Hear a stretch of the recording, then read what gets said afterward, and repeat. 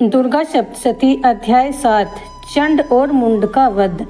मैं मातंगी देवी का ध्यान करती हूँ। वे रत्नमय सिंहासन पर बैठकर पढ़ते हुए तोते का मधुर शब्द सुन रही हैं। उनके शरीर का वर्ण श्याम है। वे अपना एक पैर कमल पर रखे हुए हैं और मस्तक पर अर्धचंद्र धारण करती है तथा कहार पुष्पों की माला धारण किए वीणा बजाती है। उनके अंग में कसी हुई चोली शोभा पा रही है। वे लाल रंग की साड़ी पहने हाथ में शंखमय पात्र लिए हुए हैं। उनके बदन पर मधु का हल्का हल्का प्रभाव जान पड़ता है और ललाट में बेंदी शोभा दे रही है। ऋषि कहते हैं, तदंतर शुंभ की आज्ञा पाकर वे चंड मुंड आदि दैत्य चतुरांगिनी सेना के साथ अस्त्र शस्त्रों से सुसज्जित हो चल दिए। फिर गिरिराज हिमालय के स्वर्ण में ऊंचे शिखर पर पहुंचकर उन्होंने सिंहासन पर बैठी हुई देवी को देखा। वे मंद मंद मुस्कुरा रही थी। उन्हें देखकर दैत्य लोग तत्परता से पकड़ने का उद्योग करने लगे। किसी ने धनुष तान लिया, किसी ने तलवार संभाली और कुछ लोग देवी के पास आकर खड़े हो गए। तब अंबिका ने उन शत्रुओं के प्रति बड़ा क्रोध किया। उस समय क्रोध के कारण उनका मुख काला पड़ गया, ललाट में भौहें टेढ़ी हो गई और वहां से तुरंत विकराल मुखी काली प्रकट हुई, जो तलवार और पाश लिए हुई थी। वे विचित्र खटवांग धारण किए और चीते के चर्म की साड़ी पहने नरमुंडों की माला से विभूषित थी। उनके शरीर का मांस सूख गया था, केवल हड्डियों का ढांचा था जिससे वे अत्यंत भयंकर जान पड़ती थी। उनका मुख बहुत विशाल था, जीभ लपलपाने के कारण वे और भी डरावनी प्रतीत होती थी। उनकी आंखें भीतर को धसी हुई और कुछ लाल थी। वे अपनी भयंकर गर्जना से संपूर्ण दिशाओं को गुजार रही थी। बड़े बड़े दैत्यों का वध करती हुई वे कालिका देवी बड़े वेग से दैत्यों की उस सेना पर टूट पड़ी और उन सबको भक्षण करने लगी। वे पार्श्व रक्षकों, अंकुशधारी महावतों, योद्धाओं और घंटा सहित कितने ही हाथियों को एक ही हाथ से पकड़कर मुंह में डाल लेती थी। इसी प्रकार घोड़े, रथ और सारथी के साथ रथी सैनिकों को मुंह में डालकर वे उन्हें बड़े भयानक रूप से चबा डालती थी। किसी के बाल पकड़ लेती, किसी का गला दबा देती, किसी को पैरों से कुचल डालती और किसी को छाती के धक्के से गिराकर मार डालती। वे असुरों के छोड़े हुए बड़े बड़े अस्त्र शस्त्र मुंह में पकड़ लेती और रोष में भरकर उनको दांतों से पीस डालती थी। काली ने बलवान एवं दुरात्मा दैत्यों की वह सारी सेना रौंद डाली, खा डाली और कितनों को मार भगाया। कोई तलवार के घाट उतारे गए, कोई खंडवाग से पीटे गए और कितने ही असुर दांतों के अग्रभाग से कुचले जाकर मृत्यु को प्राप्त हुए। इस प्रकार देवी ने असुरों की उस सारी सेना को क्षण भर में मार गिराया। यह देख चंड और उन अत्यंत भयानक काली देवी की ओर दौड़ा तथा महादैत्य मुंड ने भी अत्यंत भयंकर बाणों की वर्षा से तथा हजारों बार चलाए हुए चक्रों से उन भयानक नेत्रों वाली देवी को आच्छादित कर दिया। वे अनेकों चक्र देवी के मुख में समाते हुए ऐसे जान पड़े मानो सूर्य के बहुतेरे मंडल बादलों के उदर में प्रवेश कर रहे हों। तब भयंकर गर्जना करने वाली काली ने अत्यंत रोष में भरकर विकट अट्टहास किया। उस समय उनके विकराल बदन के भीतर कठिनता से देखे जा सकने वाले दांतों की प्रभा से वे अत्यंत उज्जवल दिखाई देती थी। देवी ने बहुत बड़ी तलवार हाथ में ले हैं का उच्चारण करके चंड पर वार कर दिया और उसके केस पकड़कर उसी तलवार से उसका मस्तक काट डाला। चंड को मारा गया देखकर मुंड भी देवी की ओर दौड़ा। तब देवी ने रोष में भरकर उसे भी तलवार से घायल करके धरती पर सुला दिया। महापराक्रमी चंड और मुंड को मारा गया देख मरने से बची हुई बाकी सेना भय से व्याकुल हो चारों ओर भाग गई। तदंतर काली ने चंड और मुंड का मस्तक हाथ में ले चंडिका के पास जाकर प्रचंड अट्टहास करते हुए कहा, देवी, मैंने चंड और मुंड नामक इन दो महापशुओं को तुम्हें भेंट किया। अब युद्ध में तुम शुंभ और निशुंभ का स्वयं ही वध करना।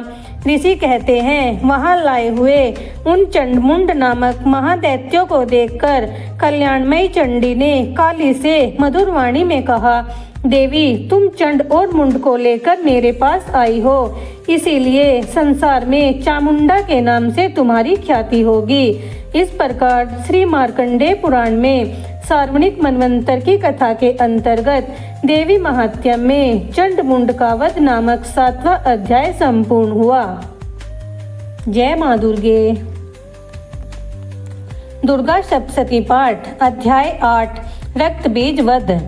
मैं अणिमा आदि सिद्धिमयी किरणों से आवृत भवानी का ध्यान करता हूँ। उनके शरीर का रंग लाल है, नेत्रों में करुणा लहरा रही है तथा हाथों में पाश, अंकुश, बाण और धनुष शोभा पाते हैं। ऋषि कहते हैं, चंड और मुंड नामक दैत्यों के मारे जाने तथा बहुत सी सेना का संहार हो जाने पर दैत्यों के राजा प्रतापी शुंभ के मन में बड़ा क्रोध हुआ और उसने दैत्यों की संपूर्ण सेना को युद्ध के लिए कूच करने की आज्ञा दी। वह बोला, आज उदायुध नाम के 86 दैत्य सेनापति अपनी सेनाओं के साथ युद्ध के लिए प्रस्थान करे। कंबू नाम वाले दैत्यों के 84 सेना नायक अपनी वाहिनी से घिरे हुए यात्रा करे। 50 कोटिवर्य कुल के और 100 धोर्म कुल के असुर सेनापति मेरी आज्ञा से सेना सहित कूच करे। कालक, दोहर्द, मौर्य और काल के असुर भी युद्ध के लिए तैयार हो मेरी आज्ञा से तुरंत प्रस्थान करे। भयानक शासन करने वाला असुरराज शुंभ इस प्रकार आज्ञा दे सहस्त्रों बड़ी बड़ी सेनाओं के साथ युद्ध के लिए प्रसिद्ध हुआ। उसकी अत्यंत भयंकर सेना आती देख चंडिका ने अपने धनुष की टंकार से पृथ्वी और आकाश के बीच का भाग गुंजा दिया। राजन, तदंतर देवी के सिंह ने बड़े जोर जोर से दहाड़ना आरंभ किया। फिर अंबिका ने घंटे के शब्द से उस ध्वनि को और भी बढ़ा दिया। धनुष की टंकार, सिंह की दहाड़ और घंटे की ध्वनि से संपूर्ण दिशाएं गूंज उठी। उस भयंकर शब्द से काली ने अपने विकराल मुख को और भी बढ़ा लिया तथा इस प्रकार वे विजयी हुई। उस तुमुलनाद को सुनकर दैत्यों की सेनाओं ने चारों ओर से आकर चंडिका देवी, सिंह तथा काली देवी को क्रोधपूर्वक घेर लिया। राजन, इसी बीच में असुरों के विनाश तथा देवताओं के अभ्युदय के लिए ब्रह्मा, शिव, कार्तिकेय, विष्णु तथा इंद्र आदि देवों की शक्तियां जो अत्यंत पराक्रम और बल से संपन्न थी, उनके शरीर से निकलकर उन्हीं के रूप में चंडिका देवी के पास गई। जिस देवता का जैसा रूप, जैसी वेशभूषा और जैसा वाहन था, ठीक वैसे ही साधनों से संपन्न हो उसकी शक्ति असुरों से युद्ध करने के लिए आई। सबसे पहले हंस युक्त विमान पर बैठी हुई अक्षसूत्र और कमंडलू से सुशोभित ब्रह्मा जी की शक्ति उपस्थित हुई, जिसे ब्रह्माणी कहते हैं। महादेव जी की शक्ति वृषभ पर आरूढ़ हो, हाथों में श्रेष्ठ त्रिशूल धारण किए, महानाग का कंकण पहने, मस्तक में चंद्र रेखा से विभूषित हो आ पहुंची। कार्तिकेय जी की शक्ति रूपा जगदम्बिका उन्हीं का रूप धारण किए श्रेष्ठ मयूर पर आरूढ़ हो, हाथों में शक्ति लिए दैत्यों से युद्ध करने के लिए आई। इसी प्रकार भगवान विष्णु की शक्ति गरुड़ पर विराजमान हो, शंख, चक्र, गदा, शांख, धनुष तथा खड़ग हाथ में लिए हुए वहां आई। अनुपम यज्ञवहारा का रूप धारण करने वाले श्री हरि की जो शक्ति है, वह भी वहारा शरीर धारण करके वहां उपस्थित हुई। नरसिंह शक्ति नरसिंह के समान शरीर धारण करके वहां आई। उसकी गर्दन के बालों के झटके से आकाश के तारे बिखर पड़ते थे। इसी प्रकार इंद्र की शक्ति वज्र हाथ में लिए गजराज ऐरावत पर बैठकर आई। उसके भी सहस्त्र नेत्र थे।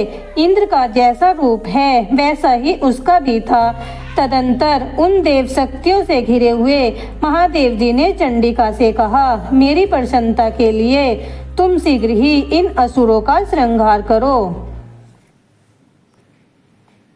तब देवी के शरीर से अत्यंत भयानक और परम उग्र चंडिका शक्ति प्रकट हुई, जो सैकड़ों गीदड़ियों की भांति आवाज करने वाली थी। उस अपराजिता देवी ने धूमिल जटा वाले महादेव जी से कहा, भगवान, आप शुंभ निशुंभ के पास दूत बनकर जाइए और उन अत्यंत गर्वीले दानव शुंभ एवं निशुंभ दोनों से कहिए, साथ ही उनके अतिरिक्त जो भी दानव युद्ध के लिए वहां उपस्थित हो उनको भी यह संदेश दे दीजिए, दैत्यों, यदि तुम जीवित रहना चाहते हो तो पाताल को लौट जाओ, इंद्र को त्रिलोकी का राज्य मिल जाए और देवता यज्ञभाग का उपभोग करें।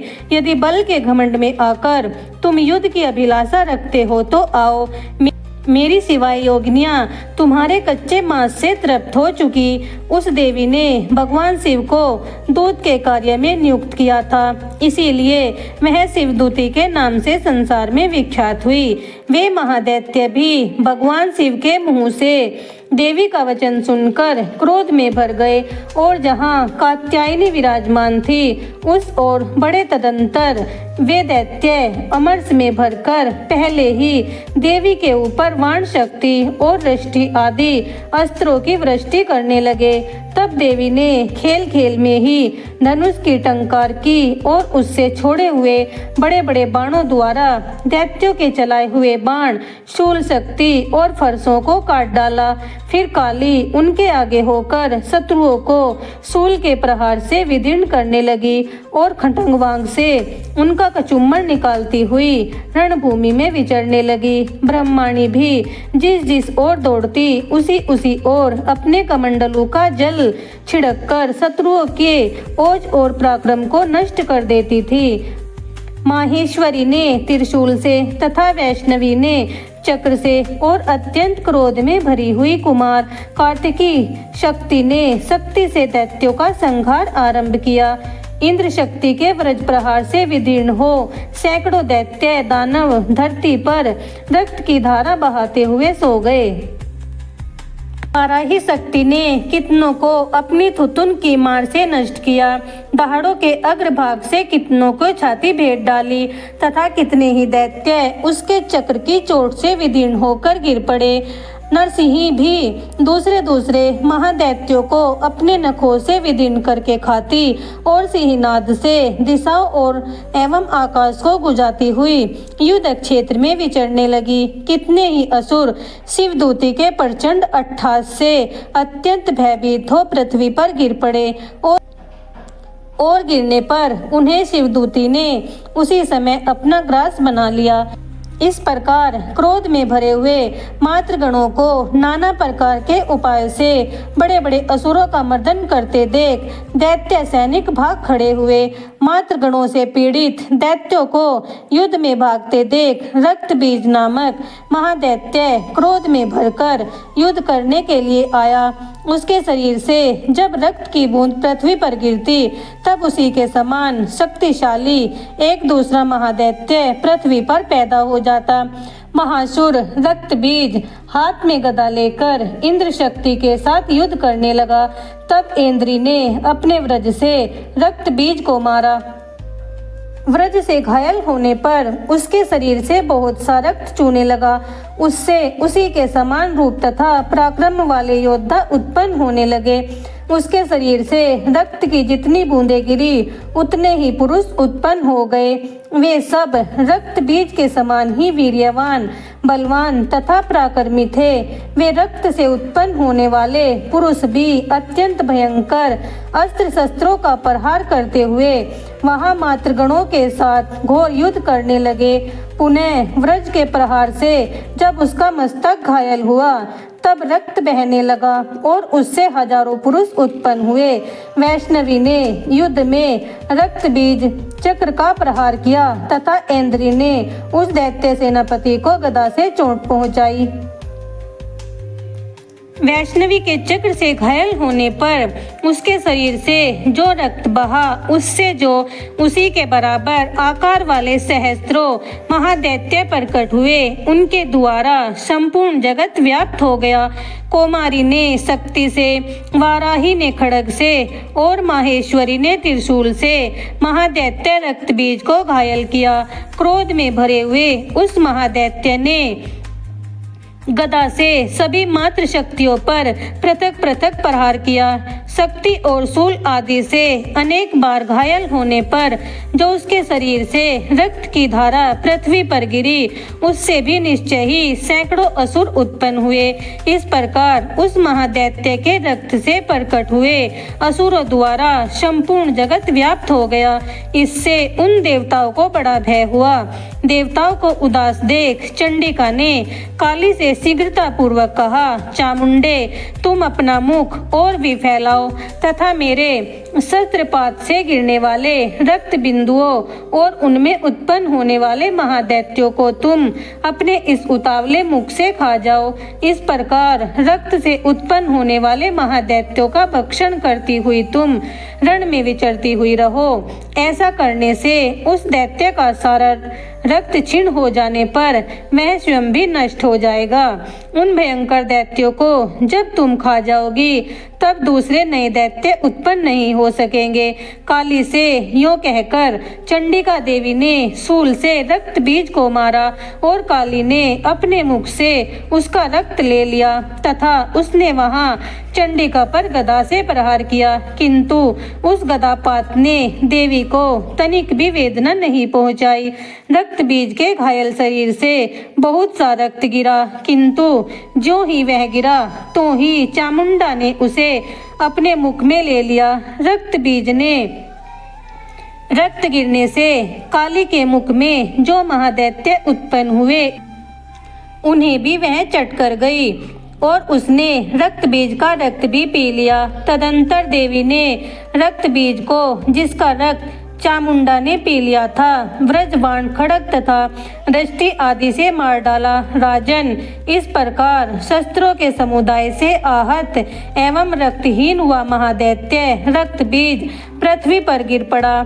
नरेश्वर, इससे देवताओं को अनुपम हर्ष की प्राप्ति हुई और मातृगण उन असुरों के रक्तपान के मद से उद्यत सा होकर नृत्य करने लगा। इस प्रकार श्री मार्कंडेय पुराण में सार्वनिक मनवंतर की कथा के अंतर्गत देवी महात्म्य में रक्त बीजवध नामक 8वां अध्याय संपूर्ण हुआ। जय मां दुर्गे।